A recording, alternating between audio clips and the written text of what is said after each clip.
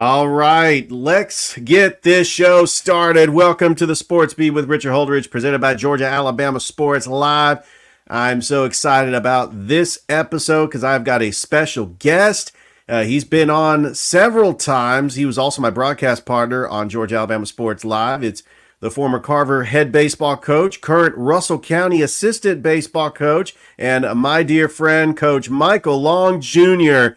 I got you on the show, Coach. But this time we're going to talk some high school football. We're going to talk some college football. We may even throw the Falcons in there. How you been, Coach?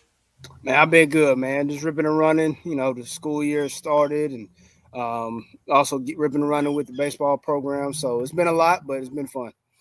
Absolutely. You're back at your alma mater, Russell County. By the way, they're having a great season. You were at the game last week. They fell to Eufaula, but you've seen football in East Alabama. And by the way, you're going to be at the Backyard Brawl later tonight because your wife does work at Central, and so you'll be in that visitor section. We're gonna start with that game, Coach, because the Backyard Brawl has really been one-sided. Smith Station has not beaten Central since 2008. Believe me, I looked it up. This is a very intense rivalry, but Central is nationally ranked. What are you looking forward to about the game tonight? What does Smith Station need to do just to keep it close?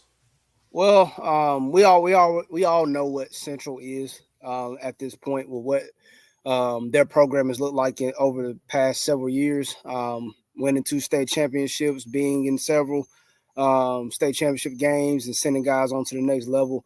They're gonna be powerful. They're gonna have a lot of guys to be able to feed the ball to, and their quarterback's gonna look good, and their defense is gonna look good. But on the other side, Smith Station, man, they always come into this game at this point wanting to create a spark, especially with it being earlier on in the season. Just coming into this game, just being able to focus on the little things is what I think they're gonna have to do. Limiting them on big plays and actually getting pressure on the quarterback and actually trying to limit their offense from doing things that they do best is what has been, very successful for Central. I think if they do that, it could be competitive, but at the end of the day, I still do think with what Central has looked like in the past and how they're starting off their season now, it's going to be overpowering and they're going to still win the game. The game got shifted to tonight because of inclement weather. Thrip Behringer and I will be on the call for Georgia Alabama Sports Live. Kickoff at 8 o'clock. It is the Backyard Brawl. And I know, Coach, you're going to be excited because you and your wife are going to be in attendance. We had some other games that got shifted to tonight, including Lee Scott Academy taking on Childersburg. We also had Lochapoka taking on Lynette. Beulah, who's 2-0. They are taking on Dadeville. But, Coach, I do want to talk about your alma mater as they are 1-1 on the season. They got a tough matchup tomorrow, taking on Wetumpka. Last year, they lost this game 52-36. This was when Coach Dylan Griggs inserted Bryson Riggins. We had the chance to see him against Eufaula last week. Looked fantastic week 1, 32-0 over Carroll. Bryson Riggins is a very special quarterback, but you've seen this Russell County team up close and personal. What does Russell County need to do to get a big win on the road against a very tough region opponent? Well, I really think it starts with the defensive play. If you look at that second half, against Eufaula last weekend, we kind of got to the point where we weren't really making a lot of tackles that we needed to make, and we had guys that we could got down with, losing yardage and or limit yardage and things like that, but we weren't executing like in those phases. I think that the offense moved very very well these last 2 weeks. I think that the offense is going to continue to show up, but it's going to be on the defense to make sure that they're getting the stops needed to get the offense back on the field and do what they do best, and that's score. Devin Brown looked really good, phenomenal last weekend. He is a guy, and you got of course Denver and all the other guys in the receiving core. They're doing their job, and the offensive line is looking good. And it's actually one of the biggest lines that I've seen from Russell County in a good minute. So I think Russell County is going to bounce back this week. I think we'll bounce back. I think we'll improve to 2-1. I think that we'll get Wetumpka this year. And I think that they're hungry for getting back in that win column. I think we started off, 1-1, easily could be 2-0. And that's the thing. They definitely could be 2-0 right now. I think they just need to clean some things up on the defense, which they will. One of my good friends is one of the assistant coaches, and he works on the defensive side, and that's been one of their focal points for the week. So even though I think that the weather may play a factor with what the weather may look like tomorrow, but I still think we can come out with a W.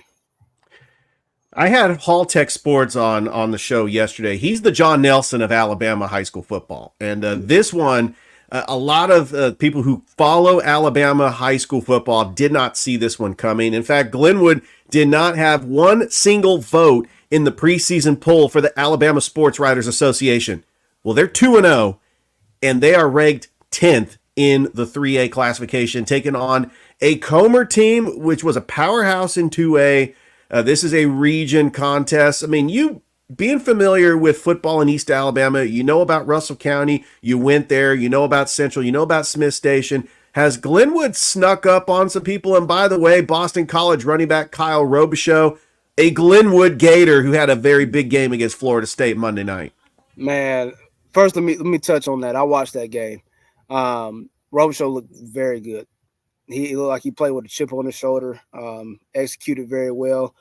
Even though, not as familiar with just Glenwood because I didn't go there, I didn't attend there, but just being a fan of football, I knew of him when he was in high school, and to see him do his thing at the next level, man, kudos to him. It's just awesome to see anybody from this area go to the next level and succeed, and we love to see that. But I'm going to be honest, Glenwood may be surprising some folks, but a lot of folks down here, it's nothing new. A lot of people was skeptical. Oh, they're going to the AHSA AA, and they, it's going to probably be different. They're not going to be that same team that's probably going to compete for a state championship. Well, they're 2-0 right now, and they're not a, sneak by 2-0. They're convincing 2-0.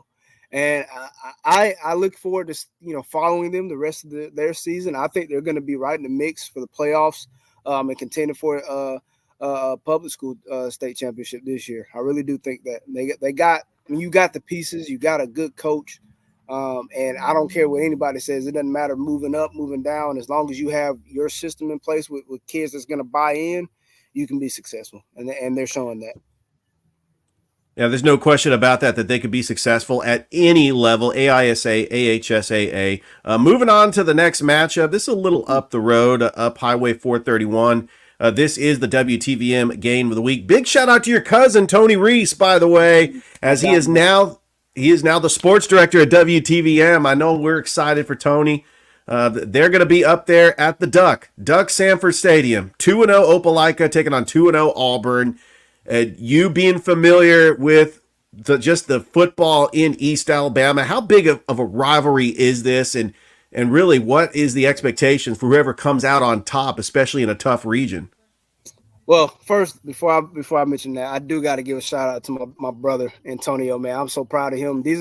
What he's doing right now is what we talked about freshman year of college. So to see that come full circle, it means a lot to him, and And I'd just love to see him get his flowers right now, young in his career, and seeing him have this opportunity. He's going to do a phenomenal job. Um, Jonathan Hoppy helped him out a lot. So just passing the torch on to him, man, it's his time. It's his time. So I'm very proud of him for that. But now speaking on the Opelika Auburn game, this has traditionally been a great matchup, not just because these two schools are so close to each other, just because they feed good football players. They have good football programs, and a lot of people, you think with a new coach coming in Opelika, um, they may start off a little slow and things like that. Well, they're 2-0, all right, and they're also in 7A now. So with this being a region matchup, it just makes it that much better. But I think that it's going to come down to the last few possessions of the game. I've followed this matchup for a long time, since I've been around this area. When I was in school, we used to always follow this series, and this series has always produced very good games, very competitive. It's hard for me to really say who's going to win this because I think it could go either way. And like I said, I think it's just going to come down to the last few possessions of that game. Who's got the ball? Who's got the hot hand? Who's dialing up the right plays at the right time? It's going to come down to that. But like I said, it could go either way. It's a very impactful game going forward with the region because both of these teams haven't seen Central yet. They haven't seen an Enterprise yet, or a Dothan. So there's a lot of teams that they're going to stay at the face. So it's gonna actually, in my opinion, shake up the region, right off the bat. Coach, you are the former baseball coach at Carver, so you do have ties to Carver High School, and so you're very familiar with Muskogee County schools. However, a lot of them are on a bye this week. So we're going to start with the Muskogee County school that actually is on the road. The Jordan Red Jackets, led by their first-year coach, Aaron McDaniel, facing Otero County. Their one win was against Calvary Christian. We had that game on Georgia Alabama Sports Live week 1. What does the Jordan Red Jackets need to do to get their first victory in over 4 years? They really just got to try to play physical. You got to play physical. You got to force some turnovers. With with a program that hasn't seen a win in a while, you kind of got to do things. You just gotta stick to your plan one. All right. Don't try to deviate so much. But the biggest thing is just staying physical. You got to try to outwork your opponent. And you're gonna have to try some things. You're gonna have to probably try to get some. You might need to get some wrinkles in there to try to create a spark on the offensive side to make sure that at the end of the game, when your possessions mattered more and you capitalize more on your possessions. I would love to see Jordan get a win here. It's long overdue for that program, even with a new coach in. I know he took the. I don't know him, haven't heard of him personally, but just anybody who would take on a program that hasn't been successful in recent years, I root for them because I did the same thing at Carver. I took on a program that needed a spark, and he's doing the same thing. He just needs to find that spark and run with it. And I think that if he can do that, he'll find some success there. And I just, people just need to rally behind that. All right, the team that Carver plays next week at Otis Spencer Stadium, the Northside Patriots, they are hosting the Golden Tornadoes from Monroe at Kinnett Stadium. Northside's looking pretty good as Caden Clay has got some weapons. He's got Jay Jackson. He's got Kingston Rivers. This right now, Northside, Kinnett Stadium, you know that it's going to be a lot of fans there just supporting the Patriots. What is your thoughts on how well Northside is doing as they prepare for the biggest showdown in Columbus public school football in a long time?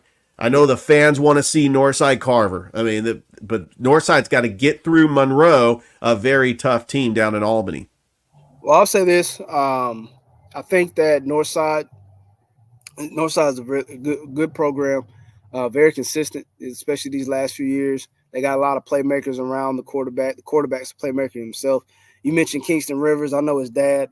He is a guy. He's a next level guy. I think that going into this week, even though you're 2-0, you want to try to do everything you can to get out of this week 3-0 and have that momentum going into next week, knowing um, the matchup that you got at hand next week. Now, of course, you can't look too far ahead. You need to look at Monroe, but everybody knows what's going on next Friday when they play Carver. It's been something that it's been a matchup that everybody's been wanting to see for a while, and you're finally going to get a chance to see it. And me personally, I think that Northside is thinking, hey, Carver's going to come into this game after a bye, hungry for a win. So we need to come in motivated with momentum, being 3-0, not 2-1. So it's going.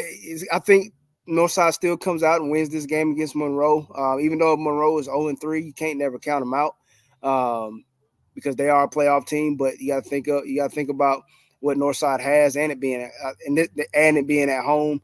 That home field advantage does play a big part in sports. So I think that they'll come out with a win, and I also think that next week is going to be a real good throwdown. All right, Coach, some quick hitters, and then we'll move on to college football. Down to Oda Spencer Stadium, the Spencer Green Wave. They're just trying to bounce back. They don't have an official win yet. That one win was a forfeit win over Dooley County, hoping to get off the mat and even their record with a tough Griffin Bears team. What do you think about Spencer just making that transition? They had a 3-year starter in Gary Gaither, now going to Elijah Fudge as their quarterback. I think that Spencer gets the win. Spencer's not a bad team, not at all. Their record, it doesn't really show what they're capable of doing. They can still play some football. I've been following their scores. I know when they played, I think it was Lovett. It got out of hand for a minute, but they tried to creep back in. So what that says is if you limit those mistakes or you limit those possessions where Lovett can score early on, you got a chance to really go in and take the win. So I look for them to try to capitalize more on getting a lot of 3 and outs from Griffin and moving on and evening up their their record. All right, the 3 GIAA schools that we cover on Georgia Alabama Sports Live in Columbus. Pacelli, that's where high school game day is going to be. They're taking on the GHSA school Stone Mountain. You got Brookstone taking on First Presbyterian Day. It's the rematch of the GIAA championship. And finally, Coach Emmanuel Brunson trying to pick up his first victory of the season as Calvary. They've struggled a little bit in the GIAA. They're taking on a very tough Tatnall Square Academy team in Macon. In your opinion, Coach, what has been your impression about the GIAA schools this season so far? So I'm gonna start with Calvary. Calvary, you got to think about it, last year. They was inches away from winning the state championship, and a lot of people are gonna look at their record and say, "Oh, well, they're 0-3 this year." Oh yeah, they're 0-3 this year, but it's still kind of early. They can turn it around. Brunson has a good staff. He has guys around him. I know he lost some guys last year that graduated, but he still got some quality talent over there. And I mean, we all know what Calvary Athletics is about. They're about winning. They have championships and a lot of sports over there. Brunson is going to get them back on the right track. He's going to get them back in the win column. I think that they'll win this week. I know they're playing a Tatnall team that's 2-1, but I think that he's going to turn things around this week and get a win. That's what I'm hoping for. Pacelli, another team that has been in the state championship last few years, or was it last year that didn't go? I think Brookstone went, if I'm not mistaken. Yes, they did. But was it the year before they won it? Oh yeah, Cam Ellis. Yeah, and whew, that man he put on the Superman cape. Put on the Superman cape, man. I remember following that game. So I mean, they're consistent with them being I think 1-2 right now. I think they'll even up their record right now with being 2-2. I know they're kind of mixing in different guys at quarterback. I know they had John Thompson playing quarterback. Who, fun fact, I used to coach him in baseball in Little League. So happy awesome. to see him. Happy to see him doing his thing, not only in football but other sports as well. I'm very proud of him for that. But I think they'll even their record and go 2-2. And then Brookstone, team that played for state championship last year. I think that they improved their record and get another win this week too. All right, Coach. Let's switch gears. Let's talk some college football. I mean, we've got I mean, the local teams that we cover here in Georgia Alabama Sports Live, I think they're all going to win. I mean, Tennessee Tech playing Georgia, Auburn's playing Cal, Alabama's playing South Florida. I mean, we know they're going to win, but what about the other games like Texas and Michigan, Tennessee, NC State? Is there a particular game this weekend that you definitely want to watch? Well, the first game, since you asked that question, the first game I definitely will be having my eyes on is the Nebraska Colorado game because I did forget about that game. I 5 million people saw Colorado, South North yeah, Dakota State on a Thursday night. You know that's going to get a massive number. It's on oh, yeah, NBC. it's going to get a massive amount of viewers. I'm interested to see, and this is what's going to be the key for me. If Coach Prime can get his defense, basically his defensive secondary to work a little bit harder and limit these just the quarterback just ripping them apart. I think they could come out with a win, even with it being in Nebraska. Because Travis Hunter's gonna do what he does, Shadur's gonna do what he does. And then the other guys like Jimmy Horn, Wester, those guys they're gonna make plays for him. His running backs are gonna continue to make plays. The offense is not gonna be the problem. It's gonna come down to defense. But you got to look at Nebraska too. Yeah, they got a freshman quarterback. That guy can ball. That guy can absolutely. He can spin it. He's got some playmakers around him as well. I think it's going to be one of those games where it comes down to the final few possessions and who wants it more. That's how I feel. I would want to see Colorado win. And we'll see. But I'm also looking forward to the Michigan Texas game. It's one of those heavy hitter matchups early on in the season. So it was a week 2. So I think that and I think that was in Ann Arbor, if I'm not mistaken. Correct. It's hard to go into Ann Arbor and win. But I'm looking at how the teams looked last week. I think Texas looked better in their matchup than Michigan did. Michigan did struggle, for the majority of their games. So, and then you got to think about now they're having a quarterback change. They're going from Orgy to their backup, from what I saw in the report. So interested to see him get his first start. I think it's going to be a close game. I think Michigan's not going to play the same way they played last week. I think that they'll be better. I think they went in this week and definitely cleaned up some things. So I think it'll be a good game. I kind of like Texas though. I like Texas in that game to come out of Ann Yeah. Arbor with a win. There's a lot of good games, man. It's always fun to watch any game in college football because you never know what's going to happen.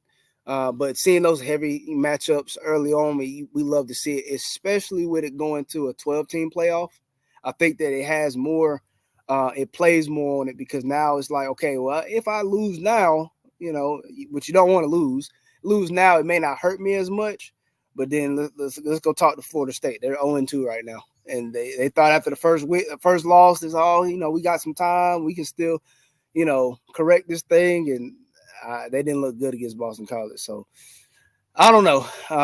I think there's some good matchups. Like you said, teams around here that you guys cover, your Auburns, your Alabamas, your Georgias, they should take care of business. I think Yeah, that no question.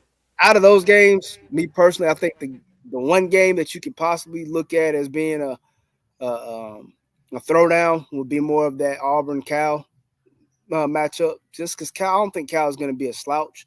I think that there'll be a team that will come in and play hard, but it is hard to go on the plains and come out with a win. You can ask Georgia and Alabama that it's not hard to do. I mean, it's not easy to do. So I'm interested. It's going to be some good games this weekend.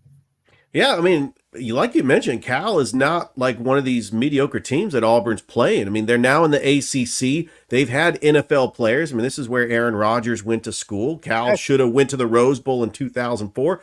But let's be honest, Coach, that was 20 years ago. Yeah, Cal really hasn't been relevant since the Jeff Tedford years. Now they're just a different team. It's weird seeing Cal, Stanford, and SMU in the ACC. By the way, Georgia Tech, who got into the AP poll, they are playing Syracuse up in the Carrier Dome. The former Ohio State quarterback Kyle McCord. But I love what Haynes King is doing. I think that Georgia Tech could be a top team in the ACC. And I love Miami. Cam Ward might win the Heisman. I think that Miami might end up making the college football playoff. I it's long overdue for the U to be back. We all know that. So I love what Miami has right now with Cam Ward. I think that a lot of teams are probably kicking themselves in the foot for not going and getting him out of the portal, and letting him go to Miami. And he has receivers, man. Like he has weapons around him that some people may not know about, but they will after this season or as the season transpires. I think they will because, I mean, just watching them in their opener, man, he looked good. He looked very electric. And right now, a lot of people will have him as their Heisman front runner. And that's all going to play itself out as the season progresses. But at the end of the day, man, you can't count Miami out if they got a guy like Cam Ward. All right, Coach, let's switch gears once again and talk about the Atlanta Falcons. They are playing the Pittsburgh Steelers on Sunday, 1 o'clock at the Mercedes-Benz Stadium. They are facing their former head coach, the offensive coordinator, Arthur Smith, for the Steelers. Russell Wilson is going to be the starting quarterback for the Steelers. We expect a lot of Steelers fans to be at the Benz. But do you think Kirk Cousins is going to be ready to go? Is he going to have jitters because he's coming off an ACL injury? I mean, if he struggles, hopefully he does it because he's got the weapons. He's got Drake London, Kyle Pitts, Bijan Robinson, Tyler Algier, Darrell Mooney. They got one of the top offensive lines in all of the NFL. And their defense, adding Matthew Judon, adding Simmons. They got A.J. Terrell. This is the recipe that the Falcons finally make the playoffs for the first time since 2017. Am I right, Coach? You're right, man. And I'm going to tell you, I don't think Kirk Cousins is going to come in nervous or anything. I mean, he's a vet. I mean, yes, he is coming off of a pretty severe injury. But I think, when you get into that rehab and you get him back into practice mode and you get back into game shape, I think it's just like clockwork, man. You just go out there and you ball. But it's going to come down to him. He has to produce, which he can. He definitely can produce. He got to utilize his playmakers. He's got one of the best young running backs in the game, Bijan. He's got all the weapons in the world, man. You list them all, man. He's got them. The line, all they got to do is make sure they give him enough time to feed the ball to who he needs to feed it to. And then if the defense they just play physical, man. I think the Falcons can get in the playoff this year. They just can't get in those slumps, man, like they do. Like they'll have a good game and then they'll drop 3. You know what I'm saying? They just won't look good, And they got to play better. They got to clean that up, and I think they will. Their head coach now is a very energetic guy, so I think that he's created that type of spark for that organization. I think with bringing him back in to that organization was a really good move for them. And a lot of people was like, man, you had Bill Belichick out there and all that. But, man, when it comes down to, picking the guy for your program, you got to go with the guy that you think is going to be a good fit for your organization. And they think Raheem Morris is the guy, which I think he can be. And I think I think that if he continues to just instill that toughness and just that spark for his organization, I think that the Falcons will turn some heads this year. Well, Coach, I would want to appreciate you just coming on the show, and just your sports knowledge has really been great. Looking forward to seeing you in a couple hours at Yes, TC Britton Field Panther Stadium for the Backyard Brawl. I know that's going to be an exciting game, and looking forward to seeing you there. Looking forward to seeing you too, man. And thank you again for allowing me to be back on, man. Anytime you want to have me, man, I'm always available for you, man. Oh, I'm going to take you up on that offer because really, you've got a lot of knowledge, and I love just having you as a regular contributor on the Sports Beat. All right, well, that's it. That's our show. Thank you, everybody, for tuning in, and we will see you next time. I hope you enjoy the games, and we will talk to you next time. Bye, everybody.